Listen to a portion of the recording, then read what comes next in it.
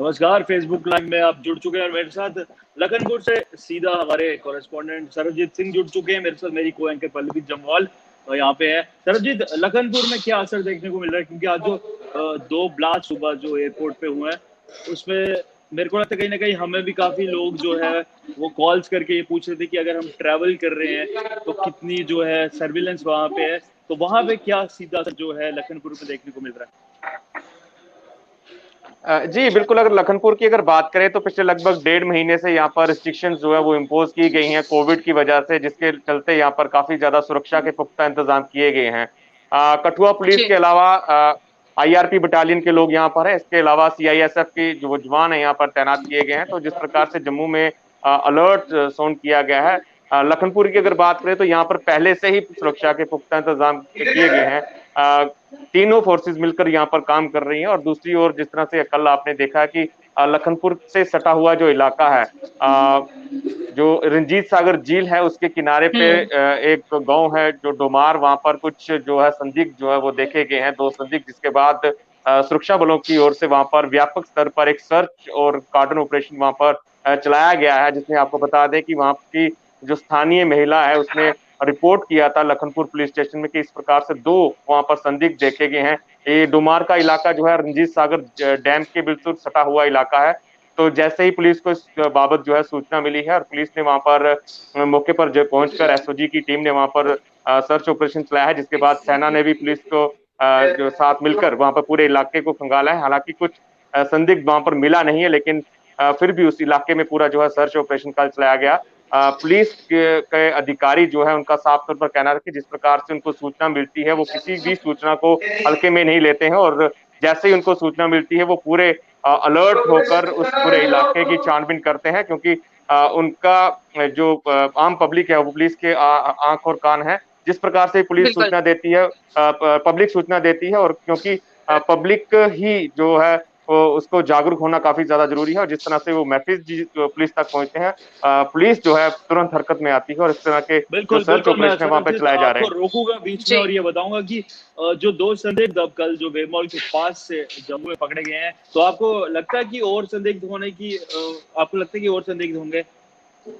क्योंकि एजेंसीज की जो इनपुट्स हैं उससे कहा जा रहा है कि 5 लोग टोटल हैं।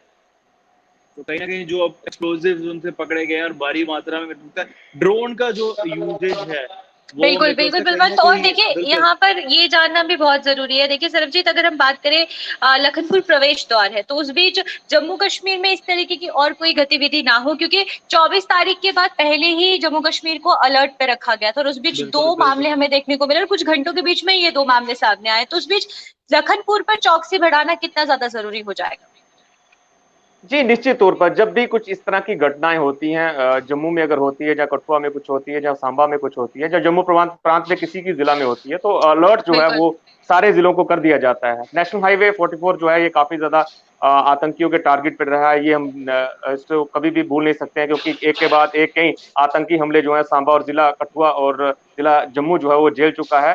अलर्ट बिल्कुल। जो है जिस तरह से इस तरह के जो कोई भी अगर घटना होती है, जो उसके बाद जो सुरक्षा एजेंसियां पूरी तरह से चौकस हो जाती हैं। कठुआ की अगर बात करें तो कठुआ का इलाका ऐसा है, हाल ही में आपने देखा है कि इस प्रकार से यहाँ पर टनल्स जो है जो इंटरनेशनल बॉर्डर है हीरानगर सेक्टर की अगर बात करें वहां मिलती हैं। यहाँ पर कई बार इन्फिल्ट्रेशन के रूट जो है वो मिलिटेंट्स के रहे हैं। बिल्कुल। हाल ही में आपने देखा कि वहां पर एक घुसपैठिया जो है मार गिराया गया है बीएसएफ की ओर से।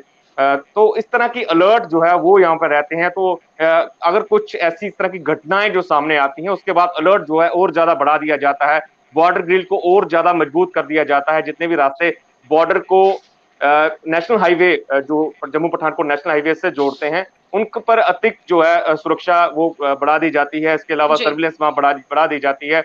वो कई जगह तो ड्रोन की मदद भी ली जाती है कि ताकि कोई भी संदिग्ध जो है इन इलाकों में ना रहे।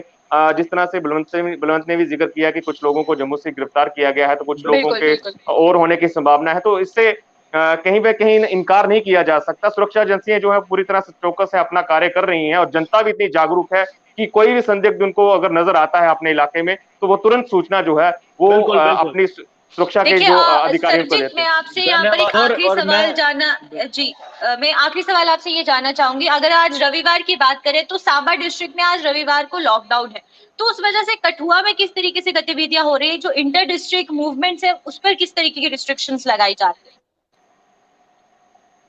देखिए पल्लवी, इंटर डिस्ट्रिक्ट रिस्ट्रिक्शंस जो हैं वो तो इस बार तो यहाँ पर नहीं लगाई गई हैं। जितने भी लोग हैं इंटर डिस्ट्रिक्ट मूवमेंट उनको फ्रीली मूवमेंट करने दिया जाता है। सिर्फ जम्मू जी कश्मीर और पंजाब के जो बॉर्डर है, या जम्मू कश्मीर जो हिमाचल का बॉर्डर है, जिनकी इंटरस्टेट या इंट्रास्टेट बॉर्डर कह सकते हैं, वहां पे रिस्ट्रिक्शंस इंपोज की गई हैं।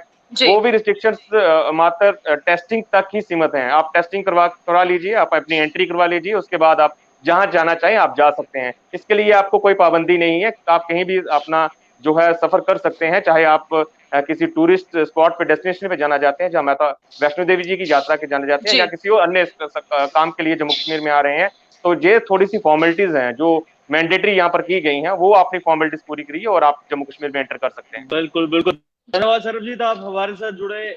पल्लवी, आपका शुक्रिया। और सरबजीत ने बताया कि जितनी भी रिस्ट्रिक्शंस वहां पे आज सुबह के ब्लास्ट को लेकर, वहां पे भी थोड़ा बहुत जो असर है वहां पे देखने को मिल रहा है। और मैं बता दूं, जाते जाते कि सटे हुए जो एयरबेसिस हैं, अवंतीपुरा एयरबेस है, पठानकोट एयरबेस, अंबाला का जो एयरबेस है, वो आज सुबह के हमले के बाद मेरे को लगता है कहीं ना कहीं उनको भी जो है अलर्ट पे रखा गया है। तो अब तक के लिए सिर्फ इतना ही। ऐसा ही कोई अपडेट लेकर फिर हाजिर होने। धन्यवाद।